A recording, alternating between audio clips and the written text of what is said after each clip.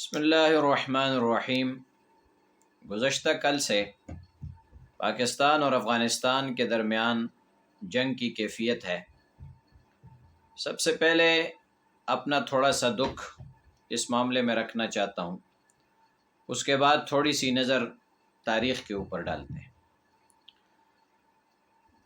افغانستان کے وزیر خارجہ ملا میر خان متقی ہندوستان کی سرزمین پر بیٹھ کر پاکستان کو دھمکی دیتے ہیں کہ اگر ہماری تاریخ کو دیکھنا ہے تو ذرا جا کر انگریز سے پوچھ لو۔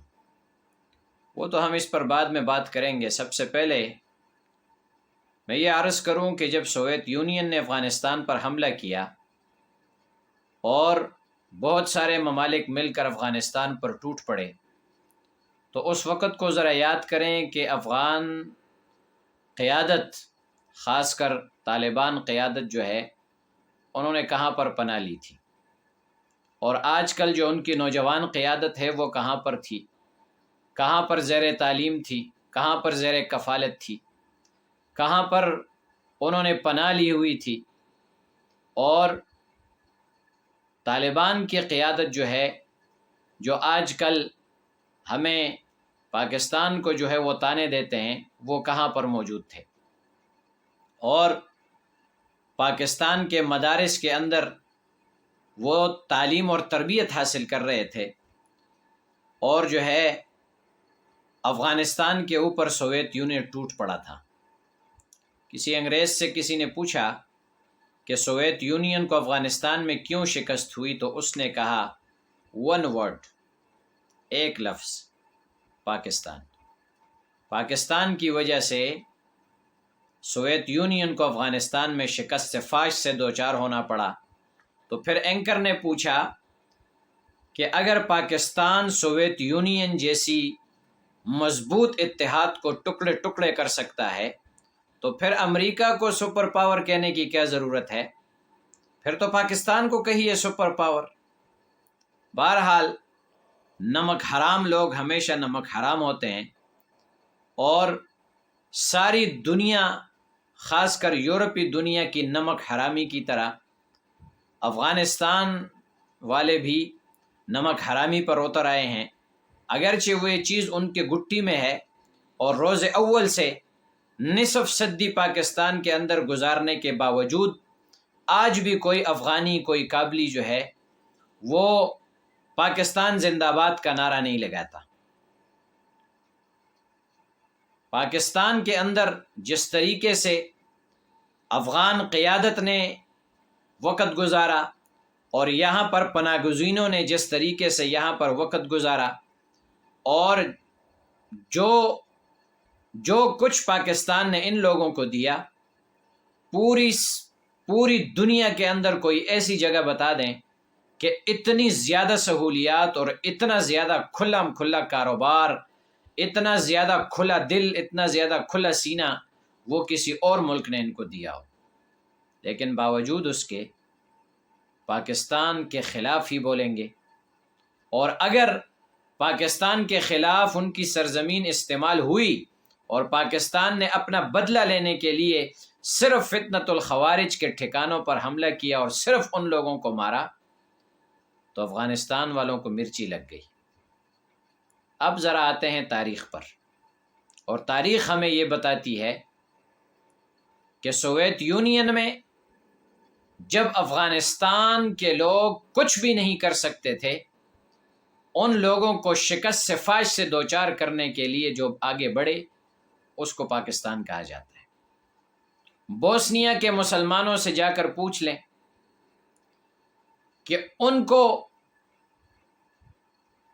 ان کے جو ہے وہ ان کے زخموں پر مرہم رکھنے والے کون تھے، تو وہ آپ کو پاکستان کا نام لیں گے۔ سری لنکا جو کہ ہمارا پڑوسی ملک ہے، 40 سال سے تامل ٹائیگرز نے ان کے ناک میں دم کر رکھا تھا، وہ کچھ بھی نہیں کر پاتے تھے۔ اور اسی طریقے سے جس طرح یہاں پاکستان میں ٹی ٹی پی کے دہشت گرد آ کر دہشت گردی کر کے چلے جاتے ہیں، ویسے ہی تامل ٹائیگرز تھے۔ ان لوگوں نے پاکستان سے درخواست کی، اور صرف 1 مہینے کے اندر پاکستان نے ان کے تامل ٹائیگرز کا تیا پانچا کر کے ان کو ہمیشہ کے لیے ختم کر دیا۔ کون؟ پاکستان۔ اور ہندوستان کے ساتھ، انڈیا کے ساتھ تو ہماری تاریخ روز روشن کی طرح عیاں ہے، ساری دنیا جانتی ہے۔ اور اب مئی کا جو جنگ ہوئی 3-4 دنوں پر مشتمل، ساری دنیا نے دیکھ لیا کہ کس طریقے سے پاکستان نے دشمن انڈیا کے دانت کھٹے کیے، دم دبا کر اس کو بھاگنے پر مجبور کیا، اور اس دن سے لے کر آج تک پاکستان پوری دنیا کی آنکھ کا تارا بنا ہوا ہے۔ ایسے ہی آپ دیکھ لیں کہ برما کے مسلمان، جب ان کے اوپر ایک فرعون صفت ایک خاتون جو ہے وہ حکمران بنی، اور اس نے جس طریقے سے ان کو، وہاں کے مسلمانوں کو جو ہے وہ تہ تیغ کیا، کون ان کی مدد کو پہنچا؟ پاکستان۔ ابھی ایران اور اسرائیل کی جنگ ہوئی، ایران اور اسرائیل کی جنگ میں کہیں پر نظر نہیں آیا کہ پاکستان کہیں سامنے تھا، اور نہ ہی پاکستان نے کبھی کھل کر ان کا ساتھ دیا۔ لیکن جب ان کی پارلیمنٹ کا اجلاس ہوتا ہے تو پارلیمنٹ کے اجلاس میں وہ کہتے ہیں تشکر پاکستان، تشکر پاکستان۔ کیوں کہتے ہیں؟ عقیدتاً تو وہ ہمارے مخالف ہیں، شیعہ ہیں، اور حکومت بھی شیعوں کی ہے، لیکن ان کو معلوم تھا کہ اسرائیل کے خلاف جنہوں نے ڈٹ کر ہمارا ساتھ دیا ہے وہ کون ہے؟ پاکستان۔ تو میرے بھائیوں، بات زیادہ لمبی نہیں کرتا، صرف اپنا درد دل یہ بیان کرتا ہوں کہ افغانستان جس کو پاکستان نے بچوں کی طرح پالا، جیسے ماں اپنے بچے کو دودھ پلاتی ہے، افغانیوں کو بچوں کی طرح پالا، اور آج وہی افغانی پاکستان کے اوپر حملہ آور ہوتے ہیں۔ پاکستان اگر اپنی سرزمین کی حفاظت کے لیے کسی دہشت گرد کے ٹھکانے کو نشانہ بنائے، افغانستان کو مرچی لگ جاتی ہے، اور وہ پاکستان کو کہتا ہے کہ ہماری تاریخ۔ ارے تمہاری تاریخ تو لکھی پاکستان نے، تمہاری تاریخ تو لکھی پاکستان نے، تمہاری تاریخ کے پیچھے لکھا ہوا پاکستان ہے، تمہارے فتوحات میں 80% حصہ پاکستان کا ہے۔ اور یہ بات ذہن نشین رکھ لینی چاہیے تمام افغانی بھائیوں کو، افغانستان حکومت کو، طالبان حکومت کو۔ اگرچہ ہم دل سے ان کا احترام کرتے ہیں، اور جب انہوں نے امریکہ کو 20 سال جنگ کے بعد شکست دی تو سب سے زیادہ خوشی پاکستان کے اندر منائی گئی، مٹھائیاں تقسیم کی گئی، افغان حکومت کو ویلکم کیا گیا، ان کو سینے سے لگایا گیا۔ لیکن یہ بات یاد رکھ لو کہ پاکستان چاہے معاشی طور پر کتنا ہی کمزور ہو، پاکستان چاہے اور کسی شعبے میں، کسی بھی چیز میں کتنا ہی کمزور ہو، اپنے ملک کے دفاع کے لیے ایک ایک بچہ اپنی پاک افواج کے شانہ بشانہ کھڑی ہے۔ اور کوئی بھی ایسا موقع کہ جو دفاع وطن کے لیے ہو، اس میں گود کا بچہ بھی، چاہے جائے کہ نوجوان ہو، بوڑھا ہو، عورت ہو، مرد ہو، ایک گود کا بچہ بھی اس بات پر تیار رہتا ہے کہ میں دفاع وطن کے لیے قربان ہو جاؤں۔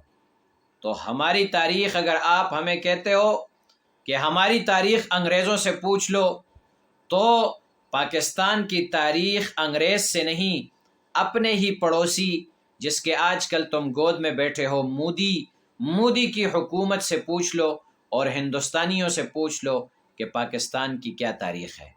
وہ آپ کو جو ہے وہ بہتر طریقے سے بتا سکیں گے کہ پاکستان کی کیا تاریخ ہے، اور پاکستان جب اپنے کرنے پر آتا ہے تو وہ کیا کچھ کر جاتا ہے۔ پھر انڈیا اور امریکہ اور کوئی بھی طاقت انشاءاللہ العزیز وہ اس ملک کا کچھ نہیں بگاڑ سکتی۔